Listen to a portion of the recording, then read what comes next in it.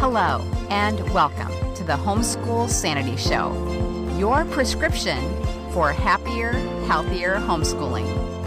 I'm your host, Dr. Melanie Wilson, Christian psychologist turned homeschooling mother of 6. Let's get started. Hey, homeschoolers. I attended the Great Homeschool Convention in St. Charles, Missouri, and met Marissa Boonstra in the booth next to me. When I saw that she taught a course called Raising Children You Enjoy, I had to have her on the podcast. I enjoy my children and consider it one of the great blessings of homeschooling. I want that for you too. Before I introduce Marissa, I want to thank my sponsor, CTC Math. Are you looking for a new math curriculum? CTC Math specializes in providing online video tutorials that take a multi-sensory approach to learning. Favorably reviewed in Kathy Duffy's 102 Top Picks and the Old Schoolhouse Crew Review, the lessons are short and concise to help your children break down concepts and appreciate math in a whole new way. The lessons are taught the traditional way, not to a test. Each one of the video tutorials is taught by an internationally acclaimed teacher, Pat Murray, who is renowned for teaching math concepts in a simple, easy-to-understand way and in only a few minutes at a time. CTC Math uses a multi-sensory approach, having the combination of effective graphics and animation synchronized with the voice of a friendly teacher, together with practical assessment. This three-pronged attack makes learning so much easier and more effective. Even students who struggled with math are getting fantastic results, and ones who were doing okay before are now doing brilliantly. Visit ctcmath.com today to start your free trial. Now let's talk about raising children you enjoy. My guest is Marissa Boonstra, homeschooling mom of 2 and author of Bucking the System, Reclaiming Our Children's Minds for Christ. She founded Called to Mothering in 2015 to encourage women to find purpose and joy in their God-given calling as mothers and equip them to fulfill the Great Commission at home. Her ministry provides moms with resources to create Christ-centered homes and raise children with a biblical worldview. A native Jersey girl and Oklahoma transplant, Marissa relies on Jesus and coffee, in that order, to get her through the day. She lives in Oklahoma City with her husband of 18 years and 2 amazing children. Here's Marissa. Marissa, thank you so much for joining me here on the Homeschool Sanity Show podcast. I have been looking forward to having you as my guest ever since we were booth mates at the Great Homeschool Convention in St. Louis. So what I would like to do first is have you tell us more about you and your family. Okay, thank you so much for having me on, Melanie. So I started Call to Mothering in 2015, and my mission or purpose in putting together or starting that blog was to really help moms find joy and purpose in motherhood. And I just kind of started it as a collection of things that I was learning as a mom. And I just would post it once in a while on Facebook, and I got a good response from my friends and some family members. So then I decided to write more and just kind of in an instruction kind of a way. And then it took off from there. So it's been a really positive experience, having all those, building up my audience to have moms all over the world read and encourage them. So that's been awesome. And so we live in Oklahoma City, and we've been here for about 6 years. We moved here for my husband's job. Before that, we lived on the East Coast in New Jersey, and we have 2 kids. Our son is 12 and our daughter is 9. And I've been homeschooling for 7 years. Okay, excellent, excellent. Well, can you back the story up a bit, because I love to have my guests tell us why they decided to homeschool initially, because I find it fascinating, all the different, situations and reasons that people have. So we decided to homeschool really out of necessity at first, because my husband was planning to go into ministry. And so we knew that we would probably move out of state for that position, and we didn't know where we would end up. So in that interim and during that transition, we decided it would probably be best to homeschool so that we wouldn't have to take our son out of school halfway through the year, or at some point during the year, have to pull him out. And then we also were concerned about the increase in tuition for his private Christian school. We knew that was coming, that would be an increase for the upcoming year. So it was more out of necessity than anything else that we started homeschooling. Okay. It was kind of a perfect storm. Right. There were a lot of contributors to it. Yeah. Okay. So one of the things that really caught my attention at your booth is that you have a course called Raising Kids You Enjoy. I love that title so much. I just love it. And that is what convinced me to ask you to be on the podcast, besides the fact that you're just a lovely person. I really enjoyed getting to know you. But can you tell me what prompted you to develop that course? Yeah. So I started noticing a lot of posts on social media from moms that were going in a negative direction. More posts were coming out, even articles online from writers, from bloggers, even ministry leaders, women's ministry leaders, talking about, their kids in a negative way, and, the negative impact that motherhood had on them.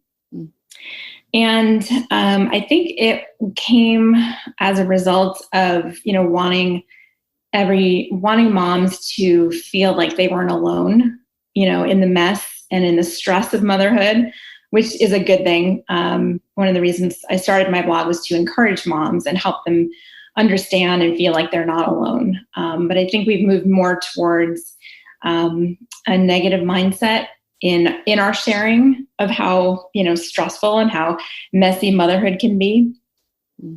So I wanted to speak into that and help moms find purpose and joy in motherhood and kind of reclaim some of that, the good parts about motherhood. And so you definitely won't love every moment of motherhood, of course. No one does. But I wanted to put together a parenting course that would help moms enjoy being with their kids. Mm-hmm. Right. Because that's one of the big differences between homeschoolers and parents who have their kids in a traditional school, right? Right. Yeah. A lot more time together. And so we want it to be as enjoyable as it can be. Okay. So let's talk about what gets in the way of enjoying our kids. Why is that hard? It doesn't seem like it should be hard, but it can be, right? Because when you start out being a mom, you have these adorable little, babies, and they're so cute. And then they grow up and, they start challenging you, and they start pushing the boundaries to find out where they are. And then it's almost like you have more than you bargained for. And I think when we don't have a long-term vision for parenting, we can get stuck in a short-term mindset and feel like, this is just hard. The sibling squabbles and the messes and the everyday stresses that come with raising young kids, especially, it can get overwhelming. So we get stuck in a short-term mindset instead of seeing it long range. Where are my kids going to end up. We don't see that we're raising people, essentially. We think, we're stuck.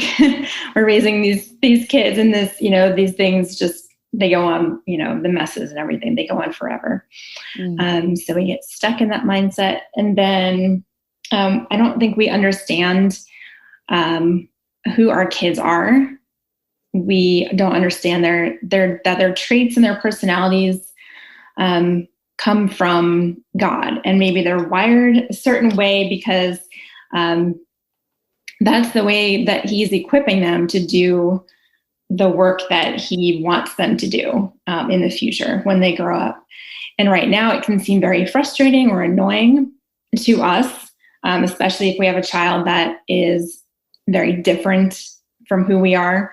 We have different personalities, or it might even be a similar personality, but we're just kind of butting heads. So when we don't understand how God can use those different traits and shape them for His purposes, and that He also wants to use us in shaping them, we can just see those as really negative. I think another thing is that we have these beliefs about who our children are, we have these mistaken beliefs about what our children, and that our children reflect on us. That they, if they do something positive, we get the credit for it. It reflects on us. And if they do something, if they fail, if they have failures, then it also reflects on us.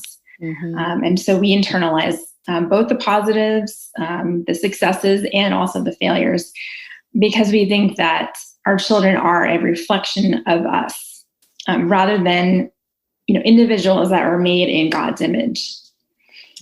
So then we can get really, embarrassed sometimes if we're out in public with them and they do something that, they're misbehaving. They do something that we told them over and over again not to do.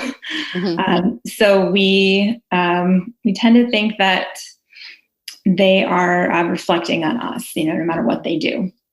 Right. And I think too, when we haven't been consistent in our parenting, that also gets in the way of us enjoying them. I found that the times when I am most frustrated, or when I don't really like being around my kids, it's because I haven't been consistent in my discipline. And I've let negative behaviors, slide, or I've ignored disrespect or defiance, things like that. And I think also one of the biggest factors in us not enjoying our kids is that we are just rushed. We live in a very harried, culture and time, and we put our kids in a lot of different activities. We don't want them to miss out. Even as homeschool parents, we want them to be involved in all these different things, to have a well-rounded education, and to be, equipped to be, even to keep up with their peers sometimes.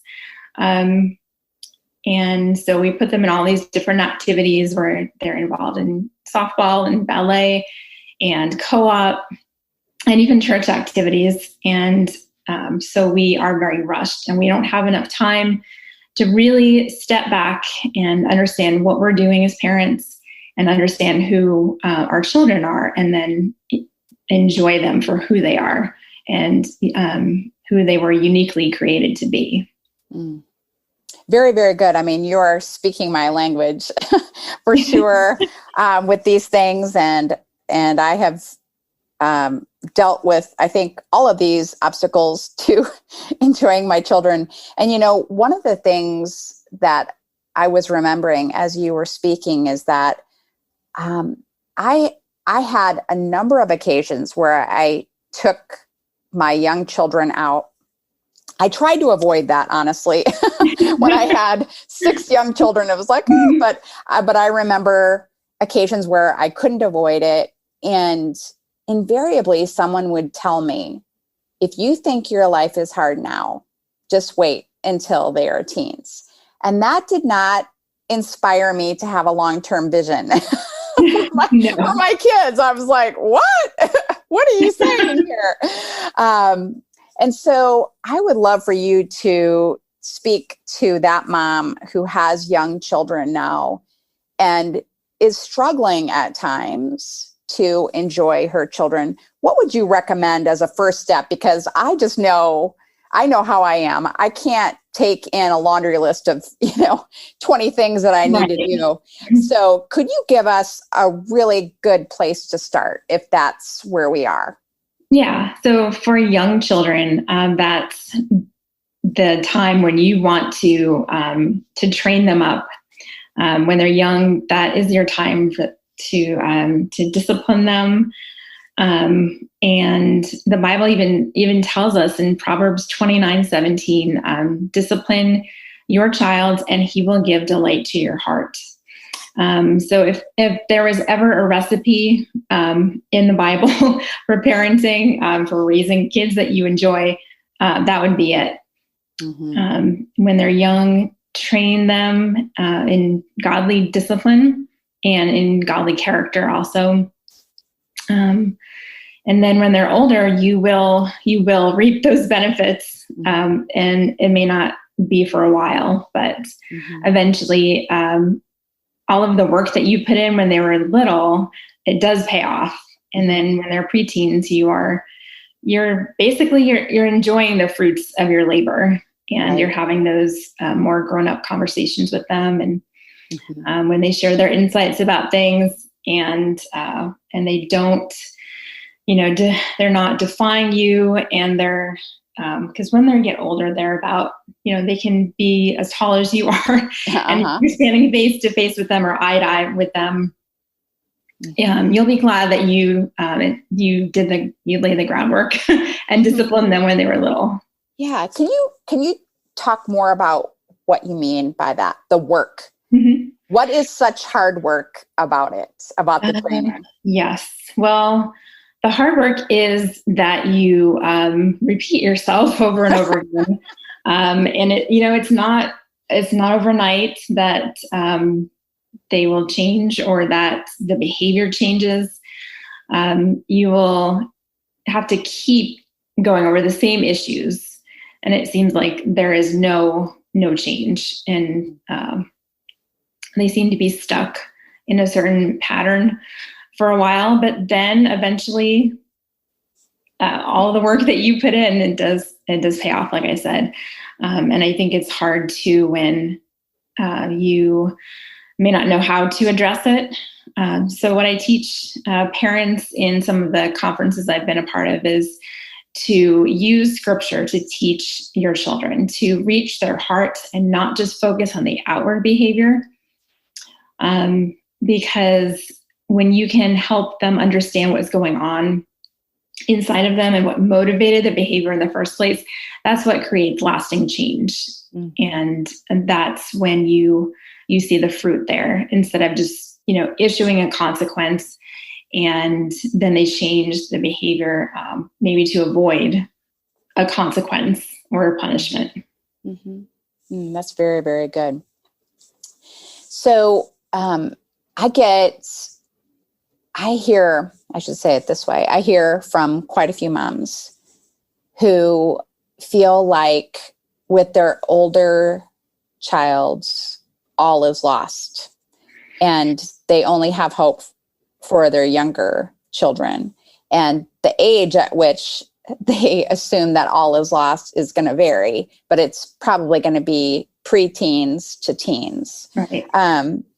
If you are speaking to a mom who has a tween or a teen and they are not enjoying that child, what would you say is the first step that they should take?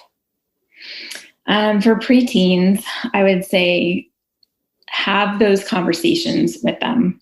That's the most important thing, because at that age, they're relating to you differently than they were when they were children, young children. And they are, they're trying to figure out who they are. and they need to know that you are on their side and that you want to understand them, even if you may not understand what they're going through, that you are their ally. And so start having those conversations with them in a non-judgmental way, in a way that communicates that you're not nitpicking or judging where, like, how they say something or where they're coming from, but you understand, at least that you're willing to understand what they're going through, and listening actively, empathetically is also important. And asking them what they're interested in and actually doing those things with them. Taking an interest in what they're passionate about at that age, as a preteen or tween. And then doing those things with them really helps cement those bonds. It helps grow those relationships. Definitely. And I would say that that's a valuable strategy, even with teens and even with young adults. We just had dinner with my oldest son, who is a college graduate living on his own. And I saw him just light up as we were discussing history with him. His girlfriend is not really into history. And so he works from home now. And so he doesn't have the opportunity to really talk about his interests with other people. So that was an easy way for the two of us who we do like history, to engage with him. And so I think what you're saying is very, very powerful. In fact, that is a strategy that we can use in any relationship, right? Absolutely. To engage with people and ask them questions about their interests instead of talking about what we're interested in. That is an excellent, excellent strategy. And it's amazing how how your child's attitude and mood can change as they see that you really care about them. Right. And not just yourself, and not just about getting their chores done and their work done and all of that. So I love that advice. Yeah, I've seen almost a total transformation in behavior when I connect with my kids, especially my oldest, on his level, on his love languages. And so we've been able to connect that way. And sometimes it's just a simple thing like watching a movie together, a funny movie. And because we like the same kinds of movies, I found. And so once in a while I'll quote from a movie that we watched, and like our inside thing or inside secret. So that's been fun. That's so cute. Okay. So, we can start disciplining our kids and not tolerating disrespect, which is a huge soapbox that I can get on. But and then I think we can start thinking, okay, I'm gonna spend some time really talking with my kids, engaging with my kids, playing with them, engaging in shared interests. And, I see a difference, but so often we will quit doing what works. Right. And why do you think that is? And how can we make these positive changes be longer lasting? I think we do get discouraged when we don't see results over time, or we just feel like we're spinning our wheels. We're putting in the work, and the behavior isn't changing, or my child is not responding. But it's important to remember that our children do go through different stages. They have these phases that they go through, especially when they're going through a growth spurt. And So it can be rocky for them. They may have made a lot of gains in certain areas, but now they're regressing because of the growth spurt. Puberty also tends to bring that on. Mm-hmm. There's a whole lot of things that are going on with preteens, especially in their mind and with their emotions. So it tends to set them back. But if we can come alongside of them in those moments when they're really struggling, and understand that what they're going through is not necessarily something that they can control or that they know how to manage or overcome, and not take it personally, not take it as I failed, I'm a failure as a parent, or take it personally in the sense that they are fighting us. Mm-hmm. That they're just trying to make our lives miserable, that they hate us. Mm-hmm. There's so many different factors, so many reasons why our children, either aren't progressing or they're regressing mm-hmm. in a certain area. So if we can stick by them and try to see that long-term vision, as I was talking about before, then we can get through those tough times. We just kind of have to hold on, trust God and pray through it. And then, and we will get through it. We'll get through on the other side, and we'll be glad that we stuck with it. Right. And Galatians 6:9 says, it promises us that that we will reap a harvest if we do not give up. Mm-hmm. Mm-hmm. Mm-hmm. And, I think that not giving up, it's not always that we aren't seeing results. It's that we convince ourselves that other things are more important. The projects that we have, the cleaning that we need to do. It's like, oh, I don't have time for that. I'm too tired to discipline. All those kinds of things. But I just have found, and this is in my own life in other areas too, that usually when I tell myself, oh, I deserve a break, I deserve, time off from, spending time with the kids, or, I just shouldn't have to deal with this discipline issue right now because I just need to rest. I'm actually just shooting myself in the foot and making myself miserable, right? It's not the kids making me miserable, it's me making me miserable. And so that is one of the things I have been trying to remind myself lately. It's like the biggest break that I can give myself is to stick with the things that work, So I would just add that to the encouragement to not give up. So that's good, because it's you said something that it reminded me of something else, that we do have the responsibility, I think, to change our own hearts and our own ways of seeing our kids, or our perspectives of parenting. And if we feel like we need a break a lot, then it's probably not so much our kids and what they're doing, but it's probably more of a, what have I believed? What are those either lies or things that I'm falling for? Have I been pursuing a relationship myself with the Lord? Am I spending time in His Word?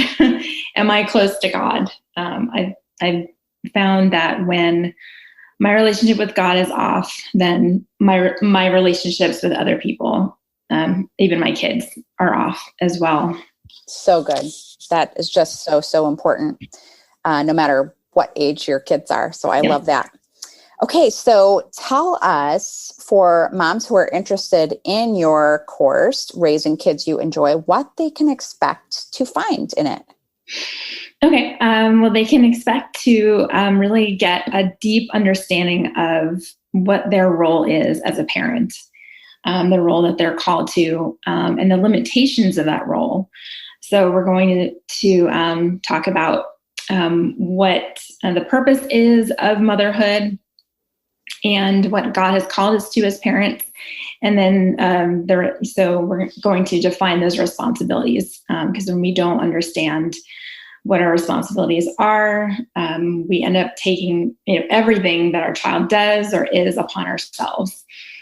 And also I'll help you gain an understanding of who your kids are, and who God may have designed them to be according to their unique traits and personalities.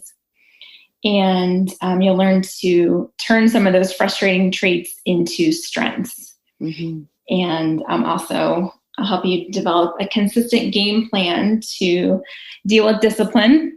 We'll go through some strategies, biblical strategies of how to discipline, and not just issue consequences, but also go deeper, reach to the heart issues behind the behavior so that you have a lasting change.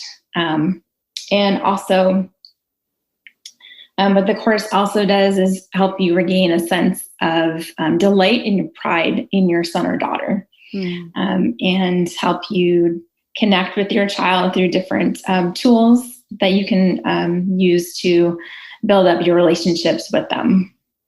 All right. Well, Marissa, at Great Homeschool Conventions and on this podcast, I talk about parenting a lot, but I have written no books and have not really created courses in the parenting genre. I do not have time. I wish I could, but I don't have. Right. I don't have time because of working on Grammar Galaxy. Right. My language arts curriculum. That is why I love that I can offer your course that is so in line with what I want to teach moms to my listeners, because they don't have to wait for me to finally have time to create something because you already have it. I mean, it just sounds like such a blessing for homeschooling moms who want to enjoy their kids and to feel like they're doing a good job. So many moms just want to hear me say, you're doing a good job. And I get that. Yeah. I wanted to hear that too, because you don't know if you're doing a good job or not. Right. But I think you're going to help them have a clearer perspective from God's word of what his expectations actually are. And I think, we're often surprised that the expectations aren't nearly as high as what we put on ourselves, right?